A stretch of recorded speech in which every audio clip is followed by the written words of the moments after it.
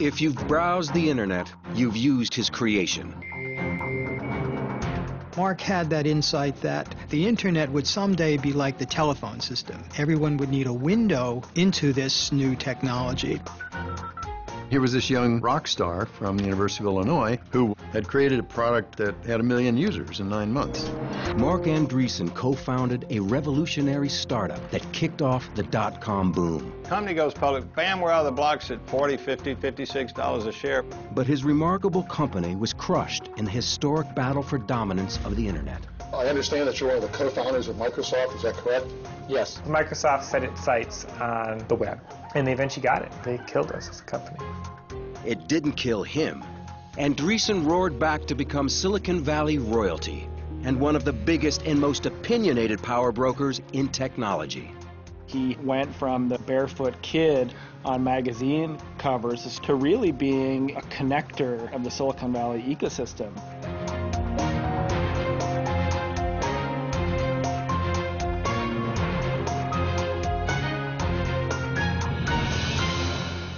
It's a familiar story now.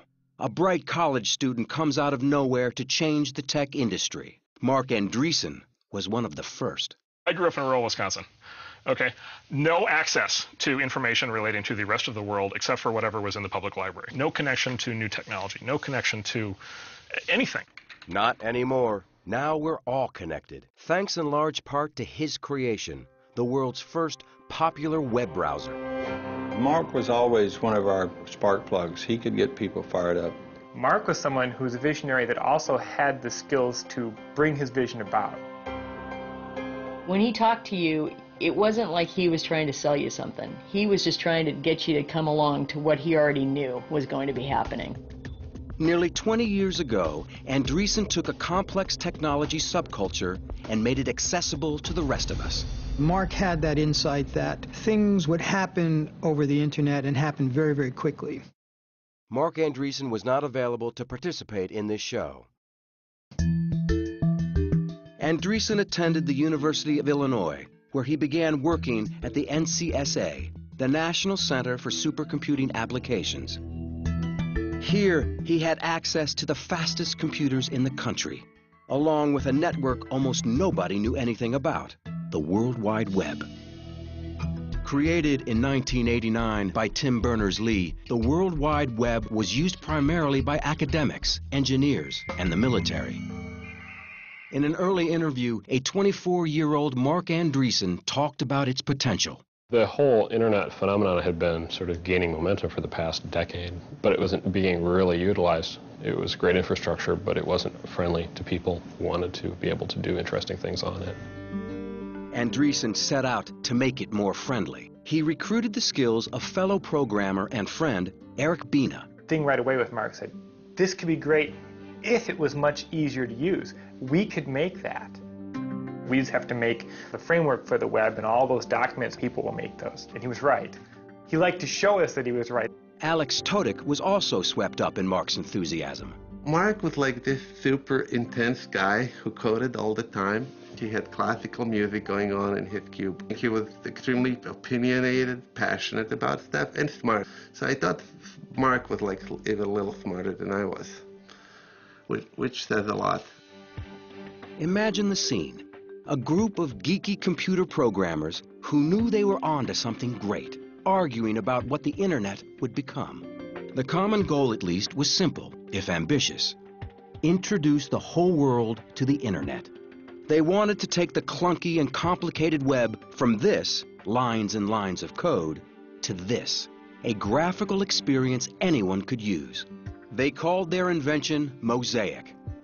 After months of non-stop work, they offered free downloads to users. It was the spark that launched the internet age. Within a year of its launch, it had millions of users worldwide. Here is a prototypical homepage, now with a sort of pretty graphical front end. Like you'd open a door and here was the universe, right? Only the techies had seen up till then, and now suddenly everyone was seeing it. It just exploded after that. The New York Times jumped on the story and came straight out to the NCSA to meet with Mosaic's creators. They all assured us, that we would be mentioned and possibly even pictured. But they weren't. The Times story instead featured the NCSA directors. It was a big blow to the team who had created it. We did all the work and someone else was getting all the glory, basically. There was certainly some tension already at that point, and Mark was not shy about being, upset. Andreessen was also denied the position he most wanted after he graduated, lead manager of the Mosaic project. Stung by the rejection, he took off for Silicon Valley, where he met the successful entrepreneur, Silicon Graphics founder Jim Clark. Unlike the University of Illinois, Clark had no problems hiring the ambitious Andreessen. Here was this young rock star from the University of Illinois who had created a product that had 1 million users in 9 months. The web was ready to explode, and I always view myself as just getting in front of that train and running.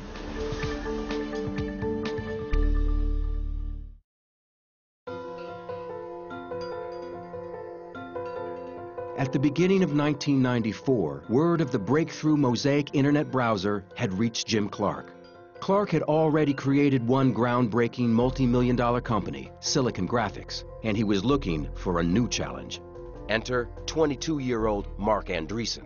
Mark hit me right at the beginning as being an incredibly bright young guy. He knew quite a lot about the internet, and I learned a lot from him. Wasting no time, Clark bet big on the kid fresh out of college. According to Clark, he put nearly 1/3 of his own liquid net worth on the line, $5 million, and started Mosaic Communications. Their first order of business was to bring on board Andreessen's college computer cohorts. He pretty much told us all the same thing, which was that he's going to make us a millionaire. We said, great, that's what we've been waiting for all this time. We all said yes, and we had a party. But the celebration was short-lived when the NCSA found out Clark and Andreessen had recruited nearly all of their top talent. We were having trouble with the University of Illinois because they were upset that I had taken these people.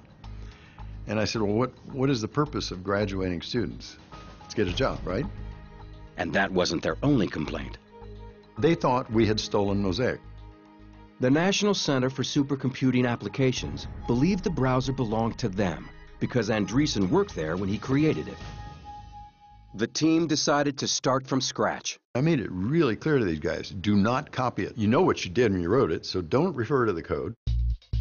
They set out to rebuild a better, faster browser that outdid their previous creation.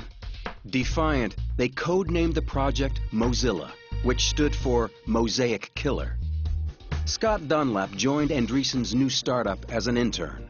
From the moment you walked into the offices, you could feel this energy and excitement. It was all about fast communication, fast iteration, getting things to market. Creating the company wasn't just about building a better web browser, but also a better Silicon Valley image. As Andreessen pushed hard for the first release of their new browser in October, he hired more programmers. By the summer, they had nearly 75 employees. He was the one who gave us permission to break the rules, and often it was in a very loud voice coming into a room. It was crazy. Everyone was, yelling at each other at cubicles and just working crazy hours. Clark invited Roseanne Sino, his former colleague, to come on board as vice president of corporate communications. A lot of 19 to 22-year-old guys. They had their remote-controlled cars driving through the hallways, and it was a lot like college dorm room. Things were moving at a furious pace at Mosaic Communications. 24-hour days became the norm, and it all revolved around Andreessen. He was really good at motivating people. He was amazingly good at getting you excited when he was excited. Everything was about get it out the door. Our whole mantra at the time was you had to move fast. On October 13th, 1994, Mosaic Communications unleashed the first version of their new browser. In true techie style, they added sound effects that told them every time it was downloaded. Ding. Bang, bang, ding, ding. And the thing just started going crazy. Boom, boom, boom, boom, boom, boom, boom, boom. By the next morning, thousands of copies of this beta software had been downloaded. Though it had yet to make any money, Andreessen had again caught the attention of the press. But they weren't the only ones to take notice. The University of Illinois cried foul and accused them of trademark infringement. They insisted Mosaic Communications quit distributing the product. Oh, I was worried. When you've got $5 million of your own money in it, you worry. They were just bad-mouthing us in the press, which prevented us from being able to do business, which was going to cause our company to fail. Jim Clark settled the lawsuit out of court by again reaching into his own pocket. He says he paid the university close to $3 million. Mosaic refused to quit distributing their software, but did change their name to Netscape Communications, renaming their browser Netscape Navigator. We all thought somehow that the name change was going to hurt us, and I think instead it ended up being a big public relations coup for us, and Netscape became sort of an overnight word that everybody knew. Netscape had name recognition, but was still missing a key ingredient: money, cash, a source of revenue. At the time, payment for the software was voluntary, and there were few volunteers. It was time for some experienced outside help. Their first choice was Jim Barksdale, the highly regarded CEO of AT&T Wireless. How did they persuade this big-time executive to take the job? By bringing in whiz kid Marc Andreessen. He was one of the most interesting, exciting people I think I'd ever met. Less than half my age. He was selling me, you know, with his new browser and trying to show me all its tricks. And heck, about halfway through, I was probably trying to sell him. He was just quick as dreams, his mind, but he had passion and he had focus. He had both of those ingredients as much as I've ever seen in anybody's eyes. Netscape began to license their browser to corporations. Users could also buy a boxed version of Netscape Navigator in stores. In the first quarter of 1995, the company had sales of $5 million. In the second quarter, that number jumped to $12 million. By August of that year, they captured Wall Street's imagination, at the same time igniting a new era, the dot-com boom. It is the story of Netscape, and it is the story of our time. They're calling him the next Bill Gates. In a story that made NBC's nightly news, Netscape became a Wall Street phenomenon. This morning, the company's stock went public, and Wall Street went bonkers. We're all sitting there nervously. What's it going to open at? What's it going to go up to in the first few minutes? Nobody had ever tried it that quickly. Before us, it was sort of, you got to wait 3 years before you go public. That was sort of the rule of thumb. In a stunning debut, the price settled to $58.25, boosting Netscape's worth to more than $2 billion and earning Marc Andreessen over $58 million. Clark's gamble had paid off in a big way. His stake was now worth over $500 million. The overwhelming attention turned out to be a double-edged sword. One of the things that it did was make us more visible to Microsoft, which wasn't a good thing. It was like they're poking the sleeping bear until he woke up and attacked something.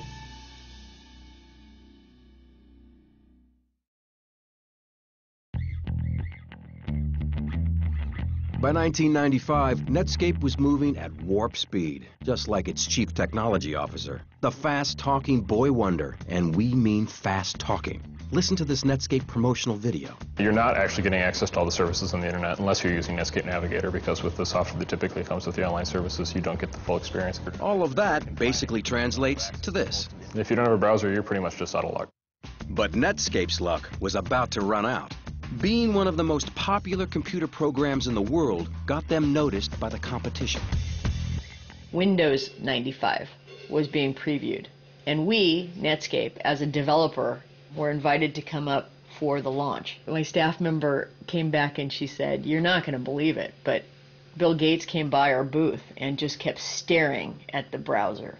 It was pretty clear that we were in his crosshairs. In the days where Bill Gates was saying, "We've missed it, you know, we can't let this get away," Netscape had it all.